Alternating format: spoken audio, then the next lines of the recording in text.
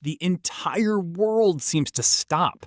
Billions of people cancel plans, rearrange their lives, paint their faces, and sit glued to a screen for 90 minutes, hoping 11 men they've never met will kick a ball into a net. And you just don't care. Not even a little. You've tried to care. You've sat in the rooms where it was on. You've watched people lose their minds over a goal.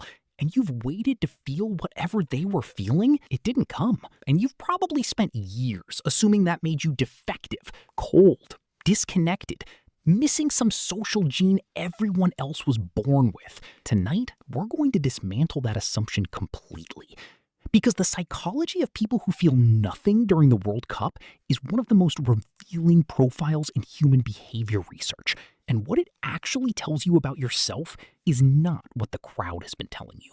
Here is what the research tells us. First, the World Cup is not primarily a sporting event. It is a tribal ritual. Anthropologist Robin Dunbar, who spent decades studying human social bonds, found that humans evolved in groups of around 150 people, and that the primary mechanisms for bonding those groups together were not conversation or shared values, but synchronized physical experiences, singing together, moving together, feeling the same thing at the same time. Sport, particularly football, is one of the most powerful modern versions of this. The stadium is the tribe.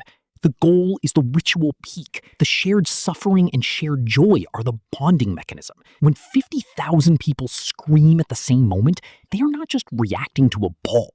They are doing something neurologically ancient, something that kept human groups cohesive for 100,000 years. This is why it feels so overwhelming to people who feel it. And it is why people who don't feel it often feel vaguely guilty, as if they have opted out of something fundamental. But here is what the research also shows. Susceptibility to tribal pull is not uniform. Psychologist Henry Tajfel, who developed social identity theory in the 1970s, found that people vary significantly in how strongly they derive their sense of self from group membership. Some people's identity is deeply embedded in their group, their team, their nation, their tribe.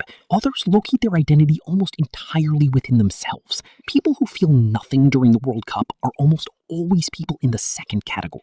Their sense of self does not expand or contract with the crowd. It stays constant. That is not a malfunction. That is a specific and rare form of psychological self-containment. Here is something that the people inside watching the match almost never think about. During a World Cup final, cities go quiet. Roads empty. Crime rates drop. Restaurants close. The world concentrates into a single point. And for people who don't feel the pull, that moment is one of the best of the year. The library is empty. The gym has no queue. The roads are clear. The parks belong to them. The city, usually a dense mass of competing noise and presence, has briefly become a private space. Psychologists who study introversion and sensory regulation consistently find that people who are less drawn to collective experiences are almost always people who process the world at a higher intensity than most. They find crowds stimulating in a way that isn't pleasant, a sensory overload disguised as a social opportunity. When the crowd clears, something in them settles. Mihai Csikszentmihalyi, the psychologist who spent decades studying peak human experience, found that the activities people find most deeply satisfying are almost always solitary or small-scale: reading, creating, building, solving, not spectating. The mass spectacle provides a form of stimulation that is wide but shallow. For people who crave depth over width, it was never going to be enough. The person who doesn't watch the World Cup is often a person who, in that same 2 hours, finishes something they've been building, reads something that changes how they think, sits in a room alone, and for once has the silence to actually hear themselves. Now, here is the part that actually costs something. Because not caring about the World Cup is not the private experience it used to be. It is a social fact that requires management. Someone always asks. Someone always notices.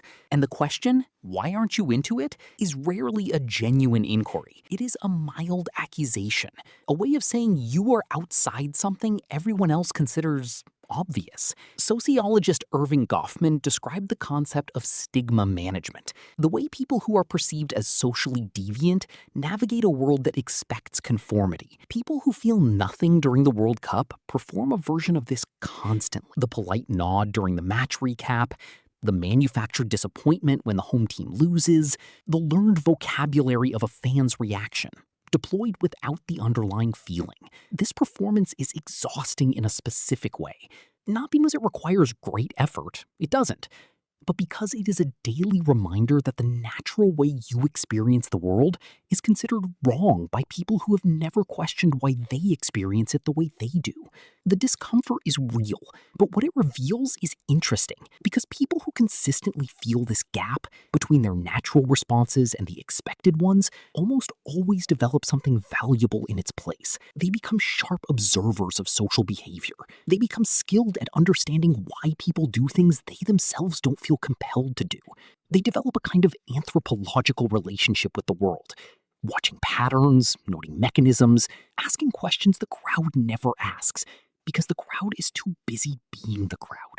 There is a psychological concept that explains this more precisely than the introvert-extrovert divide does. Psychologist Mark Leary spent years studying what he called the sociometer, the internal mechanism humans use to track their social standing and belonging. For most people, the sociometer is highly sensitive. It responds to inclusion, exclusion, group membership, and social rejection with almost physical force. People who feel nothing during the World Cup often have a sociometer that is calibrated differently. Not broken, differently set.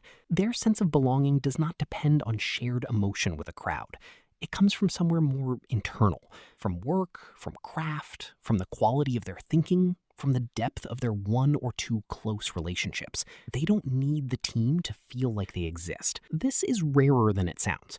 Most people, without ever being fully aware of it, use group membership as a primary source of identity. The team I support, the country I cheer for, the tribe I belong to. Strip that away, and the self can feel very thin. The person who was never in the crowd doesn't have that problem.